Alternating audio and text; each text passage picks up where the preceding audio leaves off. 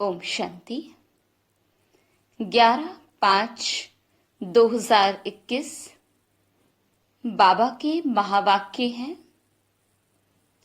मीठे बच्चे, सुख शांति का वरदान एक बाप से ही मिलता है, कोई देहधारी से नहीं। बाबा आए हैं तुम्हें मुक्ति, जीवन मुक्ति की राह दिखाने। प्रश्न, बाप के साथ जाने और सतयुग आदि में आने का पुरुषार्थ क्या है? उत्तर, बाप के साथ जाना है तो पूरा पवित्र बनना है। सतयुग आदि में आने के लिए और संग बुद्धि योग तोड़ एक बाप की याद में रहना है। आत्म अभिमानी जरूर बनना है। एक बाप की मत पर चलेंगे तो ऊंच पद का अधिकार मिल जाएगा। गीत, नयनहीन को राह दिखाओ। ओम शांति। ये गीत किसने गाया? बच्चों ने, क्योंकि बाप तो एक ही है, उनको ही रचयिता कहा जाता है। रचना रचयिता को पुकारती है। बाबा ने समझाया है, भक्ति मार्ग में तो तुमको दो बाप हैं, एक लौकिक और दूसरा है पारलौकिक। सभी आत्माओं का बाप एक ही है। एक बाप होने से सभी आत्माएं अपने को ब्रदर्स कहते हैं। उस बाप को पुकारते हैं, ओ गॉडफादर, ओ परमपिता, रहम करो, क्षमा करो।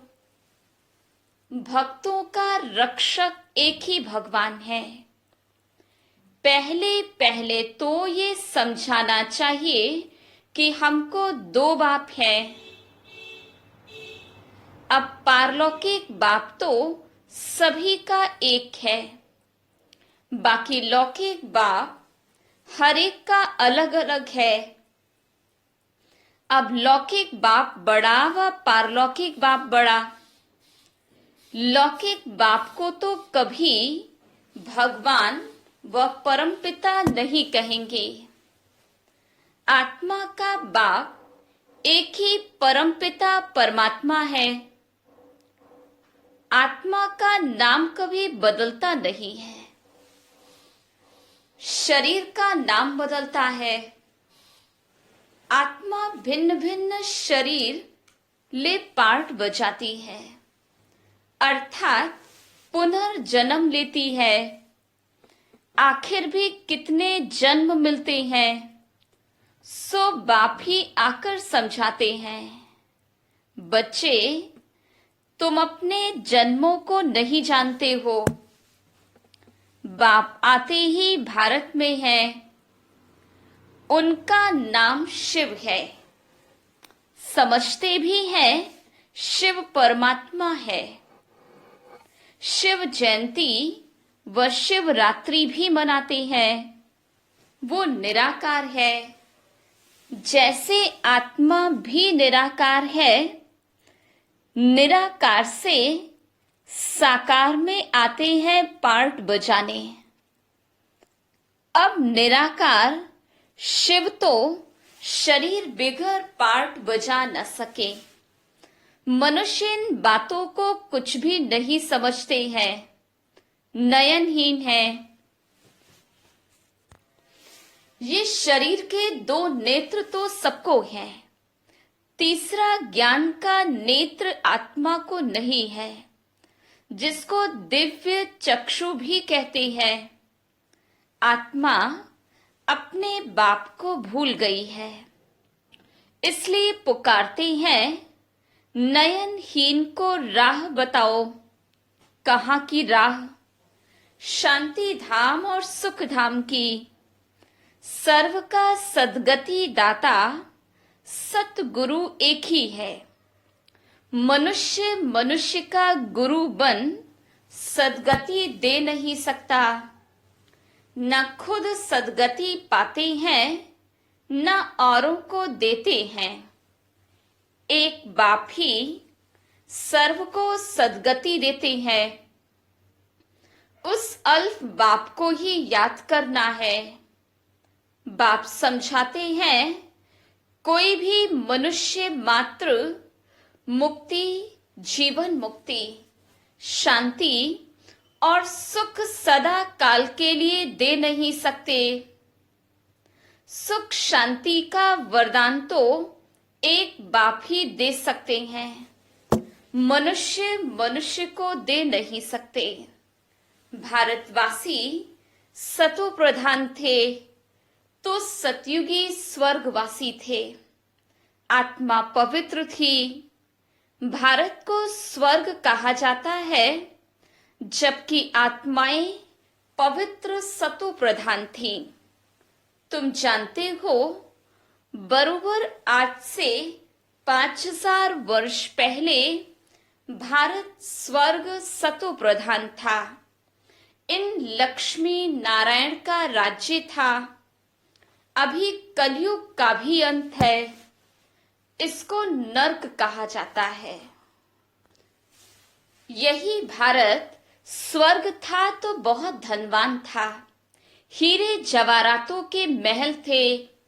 बाप बच्चों को याद दिलाते हैं, सतयुग आदि में इन लक्ष्मी नारायण की राजधानी थी। उसको स्वर्ग वैकुंठ कहा जाता है। अभी तो स्वर्ग है नहीं, ये बाप समझाते हैं। बाबा भारत में ही आते हैं। निराकार शिव की जयंती भी मनाते हैं, परंतु वो क्या करते हैं ये कोई नहीं जानते। हम आत्माओं का बाप शिव है, उनकी हम जयंती मनाते हैं। बाप की बायोग्राफी को भी नहीं जानते। गाया भी जाता है, दुख में सिमरण सब करे। पुकारते हैं, ओ गॉडफादर रहम करो। हम बहुत दुखी हैं, क्योंकि ये रावण राज्य है। वर्ष वर्ष रावण को जलाते हैं ना, परंतु ये किसको पता नहीं कि 10 शीश वाला रावण क्या चीज है। हम उनको क्यों जलाते हैं? ये कौन सा दुश्मन है जो उनकी एफिजी बनाए जलाते हैं? भारतवासी बिल्कुल नहीं जानते, क्योंकि ज्ञान का तीसरा नेत्र नहीं है। तब तो राम राज्य मांगते हैं। 5 विकार स्त्री में, 5 विकार पुरुष में है, इसलिए इनको रावण संप्रदाय कहा जाता है। ये रावण 5 विकार ही बड़े से बड़ा दुश्मन है, जिसकी एफिजी बनाए जलाते हैं। भारतवासियों को ये पता नहीं पड़ता कि रावण कौन है जिसको जलाते हैं। ये रावण राज्य कब से शुरू हुआ ये पता नहीं पड़ता। बाबा समझाते हैं, राम राज्य सतयुग त्रेता, रावण राज्य द्वापर कलयुग। सतयुग में इन लक्ष्मी नारायण का राज्य था। इन्हों को ये राज्य कहां से कैसे मिला ये कोई नहीं जानते। ये समझने की बातें हैं, इसमें अटेंशन देना पड़ता है। मोस्ट बिलवेड बाप है, तब तो उनको भक्ति मार्ग में भी पुकारते हैं। भारत में जब इन्हों का राज्य था तो दुख का नाम भी नहीं था। अभी दुख धाम है, कितने अनेक धर्म हैं। सतयुग में एक धर्म था। इतनी सब आत्माएं कहाँ चली जाएंगी, किसको पता नहीं है, क्योंकि नयनहीन है। शास्त्रों से ज्ञान का तीसरा नेत्र किसको नहीं मिलता है। ज्ञान नेत्र, ज्ञान सागर परमपिता परमात्मा ही देते हैं। आत्मा को तीसरा नेत्र मिलता है। आत्मा भूल गई है कि हमने कितने जन्म लिए। सतयुग में जो देवी देवताओं का राज्य था वो कहाँ गया। गाते भी हैं, मनुष्य 84 जन्म लेते हैं। 84 का चक्र कहते हैं, परंतु कौन सी आत्मा 84 जन्म लेती है। जो पहले भारत में आते हैं वो थे देवी देवता, फिर 84 जन्म भोग अंत में पतित बन जाते हैं।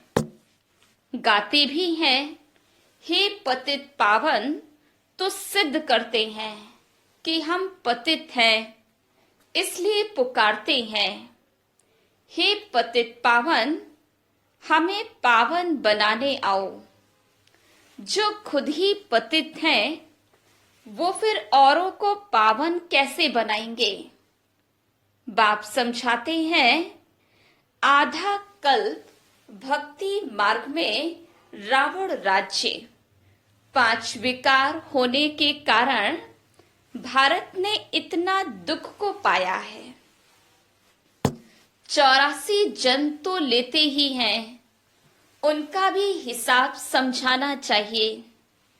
पहले पहले सतयुग में है सतो प्रधान, फिर त्रेता में है सतो, आत्मा में खाद पड़ती है। बाप आते ही भारत में है, शिव जयंती है ना, और सभी आत्माएं तो गर्भ में जन्म लेती हैं। बाबा कहते हैं, मैं साधारण बूढ़े तन में प्रवेश करता हूं, जिनका ये बहुत जन्मों के अंत का जन्म है। ये समझानी कोई एक को नहीं दी जाती। ये गीता पाठशाला है। मनुष्य को देवता बनाने के लिए ये राजयोग सिखाया जाता है। तुम यहां आए हो स्वर्ग की बादशाही प्राप्त करने, जो बाप ही दे सकते हैं। गीता पढ़ने से कोई राजा बनते नहीं हैं और ही रंक बनते जाते हैं। बाप गीता का ज्ञान सुनाए राजा बनाते हैं, औरों द्वारा गीता सुनने से रंक बन गए हैं। भारत में जब इन लक्ष्मी नारायण का राज्य था तो प्योरिटी, पीस, प्रॉस्पर्टी थी। पवित्र गृहस्थ आश्रम था, वहां हिंसा का नाम नहीं था। फिर द्वापर से लेकर हिंसा शुरू हुई है।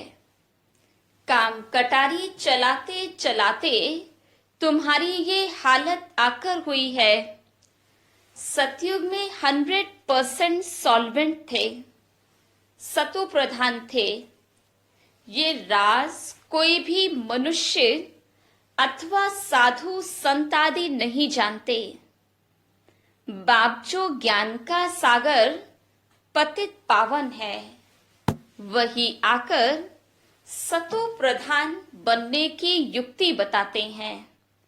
रावण की मत पर मनुष्यों का देखो क्या हाल हो गया है। राजे लोग भी, वो जो पवित्र राजाएं होकर गए हैं, उन्हों के चरणों में जाकर पड़ते हैं और महिमा गाते हैं। आप सर्वगुण संपन्न, हम नीच पापी हैं, हमारे में कोई गुण नहीं है। फिर कहते आपे ही तरस परोई, हमको आकर मंदिर लायक बनाओ। किसकी भी समझ में नहीं आता कि बाप कैसे आकर फिर से देवी देवता धर्म की स्थापना कराते हैं। अब तुम समझते हो हम सो देवी देवता धर्म के थे, हम सो क्षत्रिय वैश्य शूद्र बने, इतने जन्म लिए, अब 84 जन्म पूरे हुए हैं। फिर दुनिया का चक्र फिरना चाहिए, इसलिए फिर तुमको पावन यहां बनना है। पतित तो सुख धाम शांति धाम में नहीं जा सकते। बाप समझाते हैं तुम जो सतो प्रधान थे वो तमो प्रधान बने हो।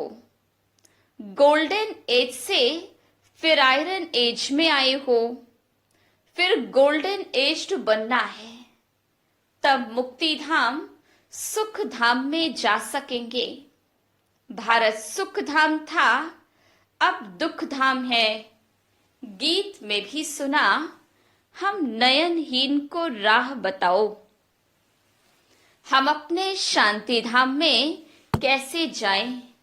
वो लोग तो कह देते परमात्मा सर्वव्यापी है, फलाना अवतार है, परशुराम अवतार है।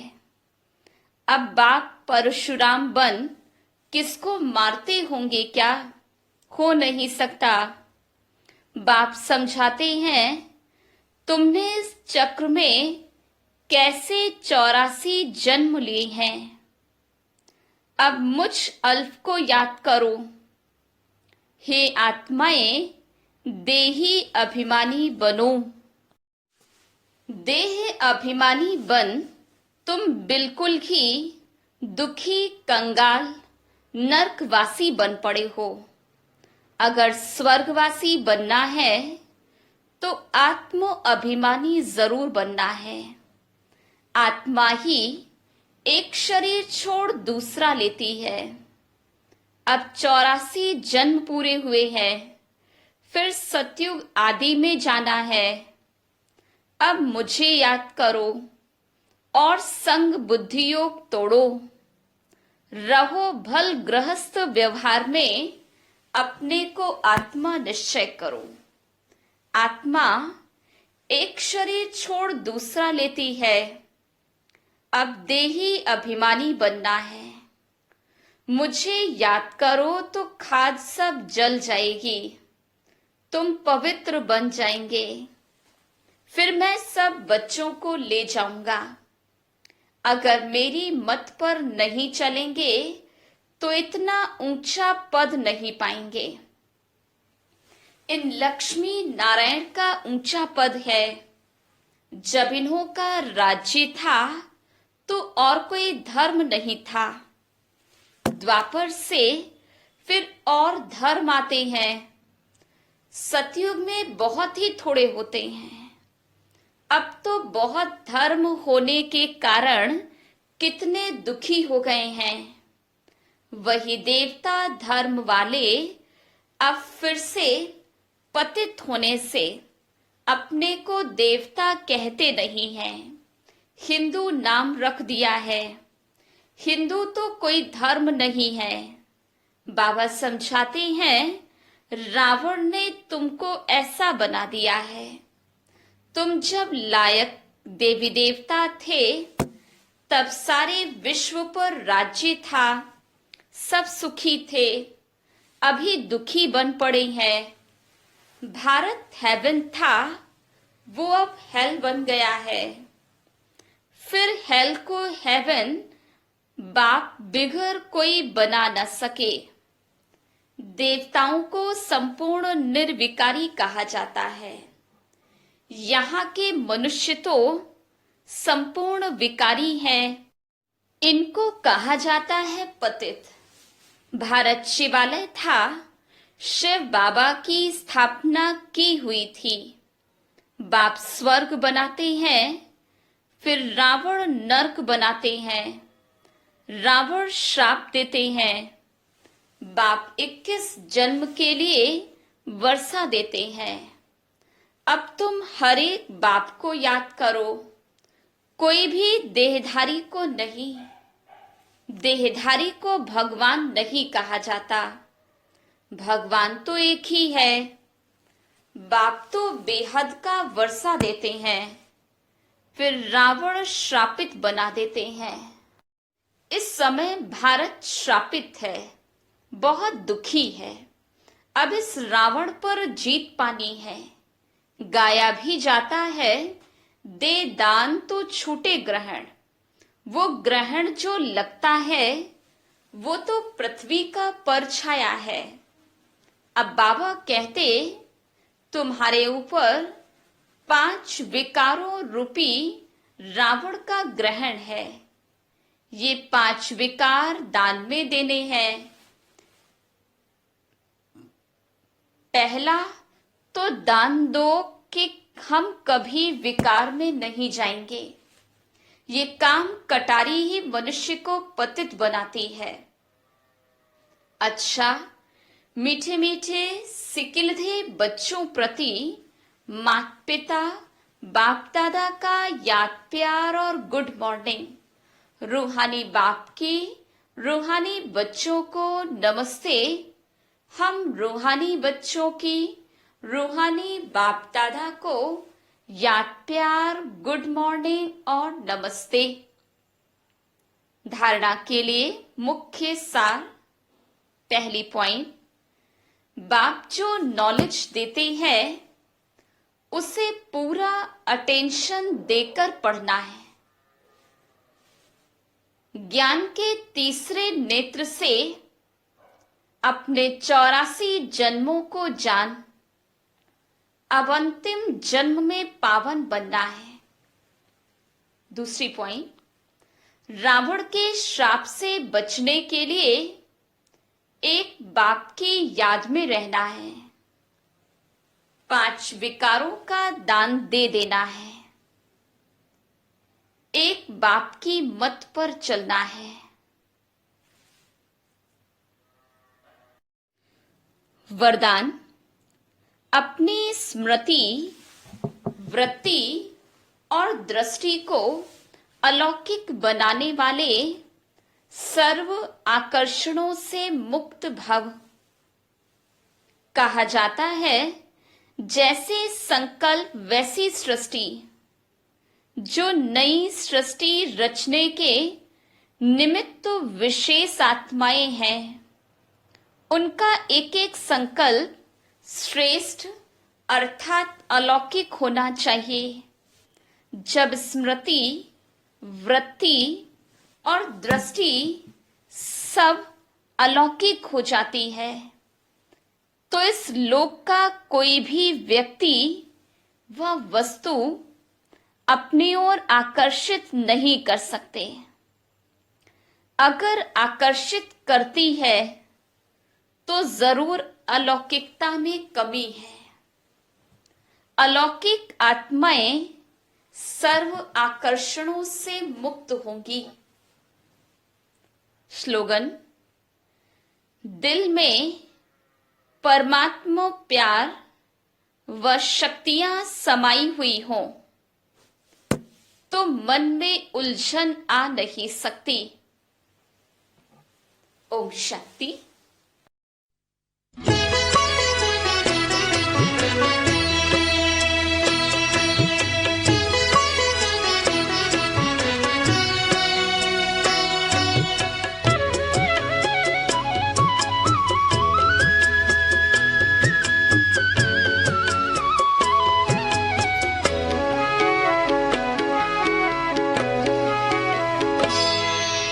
कदम कदम पर मदद तुम्हारी ये एहसास दिलाती है।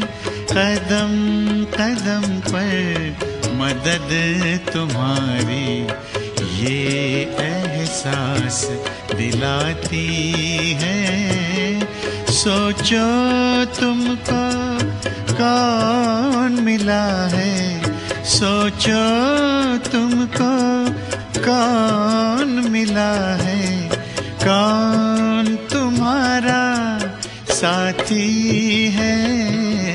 कदम कदम पर मदद तुम्हारी ये एहसास दिलाती है।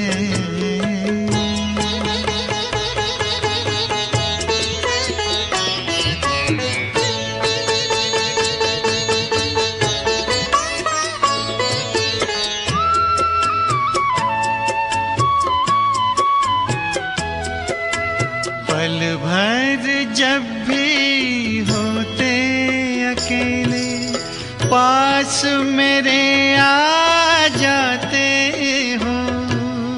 पल भर जब भी होते अकेले, पास मेरे आ जाते हो। धीमे धीमे कानों में अनहद नाद सुनाते हो। एक किरण अनदेखी आती, एक किरण अनदेखी आती, राह दिखाकर जाती है। भरते हुए ना किसी ने देखा, पर झोली भर जाती है। कदम कदम पर मदद तुम्हारी ये एहसास दिलाती है।